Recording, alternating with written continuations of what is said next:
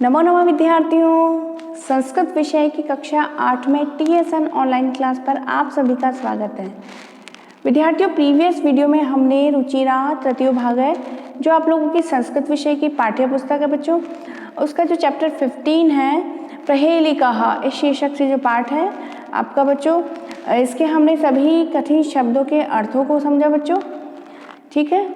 और आज की कक्षा में बच्चों हम पेज नंबर 110, पेज नंबर 110 पर जो प्रहेलिका शीर्षक से जो पाठ है बच्चों आपका, उसमें जो पहेलियाँ दी गई हैं इसमें 1, 2, 3, 4 और 5 इसमें पहेलियाँ दी गई है बच्चों, ठीक है ना, श्लोकों के माध्यम से दी गई है। तो इन पर हम चर्चा करेंगे बच्चों आज, ठीक है।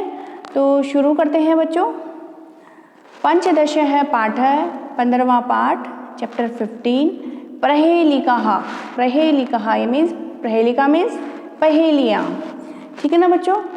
तो यहाँ पर लिखा भी है पहेलियों के बारे में कुछ, वो हम देख लेते हैं कि पहेलियाँ मनोरंजन की प्राचीन विधा है। ये प्राय विश्व की सारी भाषाओं में उपलब्ध है और संस्कृत के कवियों ने इस परंपरा को अत्यंत समृद्ध किया है। पहेलियाँ जहाँ हमें आनंद देती है वही हमारी समझबूझ की, हमारी मानसिक व बौद्धिक प्रक्रिया को तीव्रतर बनाती है। और इस पाठ में संस्कृत प्रहेलिका यानी पहेली बूझने की परंपरा के कुछ रोचक उदाहरण प्रस्तुत किए गए हैं, ठीक है ना बच्चों। तो पहेलियाँ, पजल्स जो हम सॉल्व करते हैं उससे हमारा मानसिक और बौद्धिक प्रक्रिया भी कैसी होती है, तेज होती है, ठीक है ना। तो अब ये संस्कृत भाषा में जो पजल्स हैं बच्चों हम उनको सॉल्व करेंगे, ठीक है। तो सबसे पहली जो पजल है वो श्लोक के माध्यम से दी गई है, 4 पंक्तियां हैं इसमें बच्चों। वो है कस्तूरी जायते कस्मात् को हन्ति करिणाम कुलम किम कुर्यात कातरो युद्धे मृगात सिंह पलायते, ठीक है ना। तो इसमें देखिए बच्चों, पहली, दूसरी और तीसरी पंक्ति में क्वेश्चन में प्रश्नों के माध्यम से क्वेश्चन मार्क लगा हुआ दिखाई दे रहा है आपको अंत में, यानी कि क्वेश्चन किए गए हैं और उनमें से जो आंसर निकल रहे हैं, ठीक है ना। और चौथी पंक्ति में इन तीनों प्रश्नों का, तीनों पंक्तियों के प्रश्नों का उत्तर भी यहाँ पर दिया गया है, ठीक है। तो इस साथ ही में बच्चों आप लोग देखिए पेज नंबर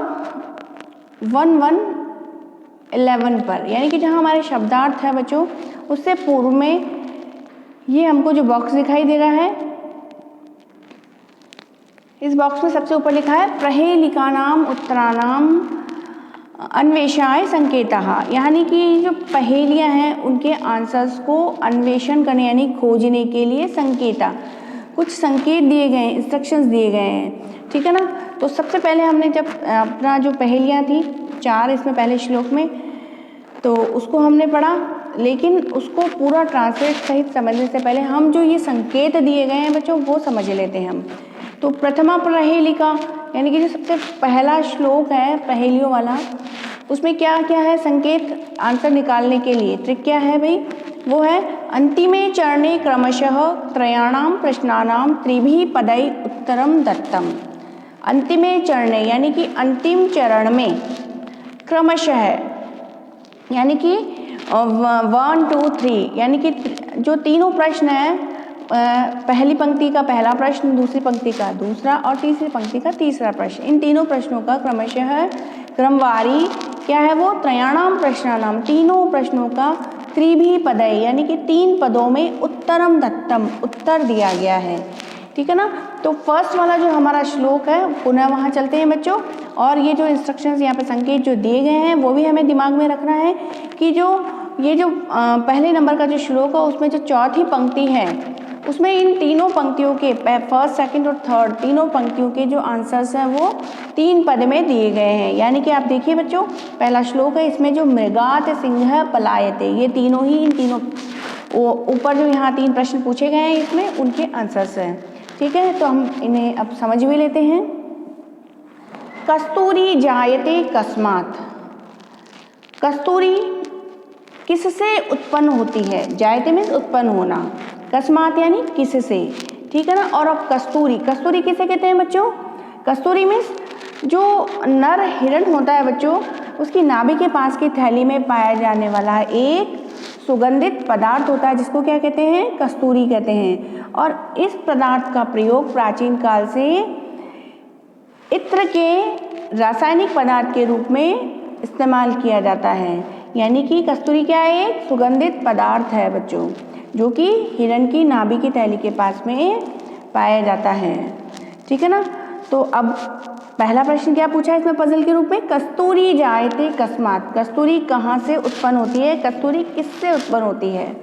तो ठीक है ना। तो हिरण के पास होती है, तो आंसर क्या लिखा है यहाँ पर, चौथी पंक्ति में देखिए आप लोग, मृगात। ठीक है ना। तो मृग से ही कस्तूरी का उत्पन्न होता है। ठीक है।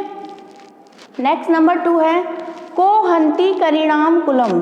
को हंती, को मीन्स कह, किम, को, ये सब किस अर्थ में, प्रश्नवाची जो कौन, क्या, इस अर्थ में प्रयोग होता है। तो को का अर्थ यहाँ पर हुआ कौन। हंती, हंती मीन्स मारता है या मारती है, यानी कि कौन मारता है। करिणाम कुलम, करिणाम मीन्स करिक्स का पर्यायवाची हाथी का। तो हाथियों के कुलम, कुल यानी समूह, पूरा वंश। तो हाथियों के समूह को कौन मारता है, हाथियों के समूह को कौन मार सकता है, तो वो है सिंह, जो कि चौथी पंक्ति में दूसरा पद दिया गया है, सिंह। ठीक है। नेक्स्ट नंबर 3 है बच्चों, किम कुर्यात कातरो युद्धे। किम कुर्यात कातरो युद्धे। किम मीन्स क्या, कुर्यात यानी करता है, कातरो जो कातर व्यक्ति होता है, कायर व्यक्ति जो होता है, वो युद्ध में कायर व्यक्ति क्या करता है, युद्ध में जो कायर व्यक्ति होगा, वीर व्यक्ति होगा, वो तो डट के मुकाबला करेगा सामने से जो उनके समक्ष होते हैं उनसे। ठीक है ना। लेकिन जो कायर व्यक्ति होगा वो युद्ध से क्या करेगा, पीठ दिखा करके भाग जाएगा, पलायन कर जाएगा। पलायन मीन्स भागना। ठीक है ना। पीठ दिखा करके पलट के अपना बचाव करते हुए वो भाग जाएगा। ठीक है ना। तो किम कुर्यात कातरो युद्धे, यानी कि जो कातर व्यक्ति होता है वो युद्ध में क्या करता है, वो भाग जाता है। अब भाग जागरता के लिए वर्ड क्या यूज होगा संस्कृत में, पलायन करना, तो पलायते। ठीक है। तो देखिए बच्चों, आप जो पहला श्लोक जो दिया गया है, कस्तूरी जायते कस्मात, कस्तूरी किससे उत्पन्न होती है, हिरण से। तो यहाँ हिरण से के लिए शब्द प्रयुक्त हुआ है चौथी पंक्ति में, मृगात। नेक्स्ट है नंबर 2, को हंती करिणाम कुलम, हाथियों के समूह को कौन मारता है, हाथियों के समूह को कौन मारता है, सिंह मार सकता है। तो यहाँ पर आंसर देखिए, द्वितीय पद दिया है चौथी पंक्ति का, सिंह। नंबर 3, किम कुर्यात कातरो युद्धे, कायर व्यक्ति युद्ध में क्या करता है, वो करता है पलायन। ठीक है ना। तो पलायते वर्ड यहाँ पर दिया गया है। तो जो हमने इंस्ट्रक्शंस अभी पढ़े थे वो भी आपको क्लियर हो गए हैं। ठीक है ना, कि चौथी पंक्ति में 3 पदों में इसका इन तीनों प्रश्नों का उत्तर दिया गया है। ओके। नेक्स्ट नंबर 2 वाला श्लोक पर चलते हैं बच्चों। सीमंतिनी शुका शांता, राजा को अभूत गुणोत्तम, विद्वद्भी का सदा वंद्या, अत्रैवोक्तम न बुध्यते। सीमंतिनीषु का शांता, रिपीट कर रही हूँ मैं, राजा को अभूत है, को के पश्चात अवग्रह चिन्ह बनाया है, ऐसा चिन्ह बच्चों, को अभूत है गुणोत्तम, विद्वद्भिः का सदा वंद्या, अत्रैवोक्तम न बुध्यते। ठीक है ना। अब इस पजल को सॉल्व करने से पहले हम पुनः चलते हैं पेज नंबर 111 पर, शब्दार्था से पूर्व इसके लिए क्या संकेत दिए गए हैं। तो द्वितीय प्रहेलिका, जो दूसरी पहेली है, उसके लिए देख लेते हैं। प्रथम द्वितीय तृतीय चरणेषु प्रथमस्य वर्णस्य अंतिम वर्णेन संयोगात् उत्तरम प्राप्यते।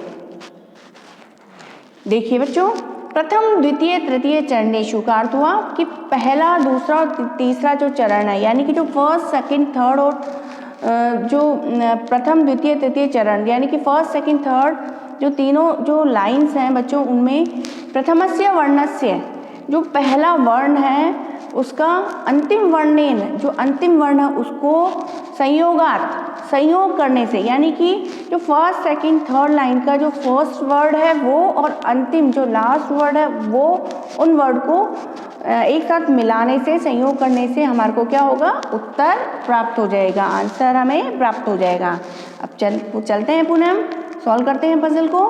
नंबर 2 सीमंतिनीषु का शांता। सीमंतिनीषु यानी नारियों में, का शांता नारियों में कौन है जो शांत स्वभाव वाली हैं, यानी कि नारियों में शांत स्वभाव वाली कौन है। ठीक है, अब जब हम नारियों की बात करते हैं बच्चों, तो सर्वोच्च स्थान पर नारी में यदि हम बोलें कि सबसे शांत स्वभाव वाली और सभी गुणों से संपन्न किसका नाम आता है, वो आता है जो हमने रामायण के पात्र में सीता पात्र सुना है आपने, तो सीता जी जो हैं वो नारियों में शांत स्वभाव वाली कही गई है। ठीक है ना बच्चों। और हमने जो पहेली का जो वो देखा था, इंस्ट्रक्शन संकेत देखे थे, उसमें भी था ना कि आपका जो लाइन है, फर्स्ट सेकंड थर्ड लाइन है, उनमें जो फर्स्ट वर्ड और अंतिम वर्ड लास्ट वर्ड है उनको मिलाने पर उसका आंसर मिल जाएगा। तो देखिए आप, सीमंतिनीषु का पहला पद वर्ण कौन सा हुआ, सी, और शांता में लास्ट में अंतिम वर्ड क्या आ रहा, ता, तो सी और ता मिलाकर के क्या बन गया, सीता। ठीक है ना। तो हमें हमारी पहली क्या जो पहली पंक्ति है उसका आंसर मिल गया है कि नारियों में शांत स्वभाव वाली कौन है, सीता।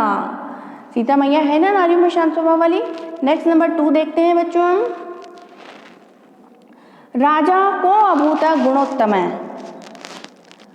राजा को अभूत गुणोत्तम है, यानी कि गुणों में उत्तम राजा कौन है, गुणों में उत्तम राजा कौन है। तो हमें गुणों में उत्तम राजा कौन है, भगवान राम, वो है गुणों में उत्तम, सबसे उत्तम गुणों से युक्त है वो, सभी गुणों से सर्वगुण संपन्न है वो। ठीक है ना। तो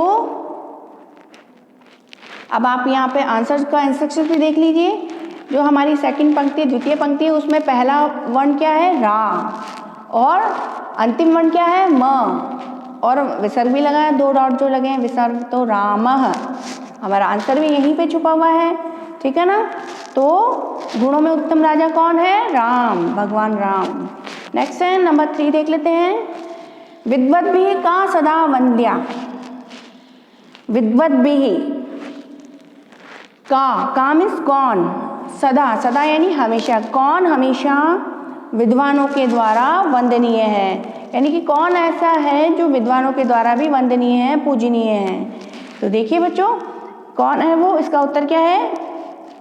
देखिए यहाँ पे तीसरी पंक्ति का पहला वर्ड क्या है, वी, और अंतिम क्या है, ध्या, वी प्लस ध्या मिलकर क्या बना, विद्या। ठीक है ना। तो कौन हमेशा विद्वानों के द्वारा वंदनीय है, विद्वानों के द्वारा क्या पूजनीय है, विद्या। ठीक है ना। अंतिम पंक्ति है, अत्रैव उक्तम न बुध्यते। उत्तर अत्रैव उक्तम, यानी कि अत्र यानी यहाँ पर ही, उक्तम कहा गया है परंतु समझ नहीं आ रहा है, यानी कि उत्तर यहीं पर कहा गया है परंतु समझ नहीं आ रहा है, यानी कि मतलब जो उत्तर है वो यहीं पर दिया गया है, इन्हीं 3 पंक्तियों में ही उत्तर दिया गया है। ठीक है ना। तो ध्यान दें बच्चों कि पंक्ति के प्रथम व अंतिम वर्णों के योग से बना शब्द यहाँ पर क्या है, उत्तर होगा। ठीक है बच्चों।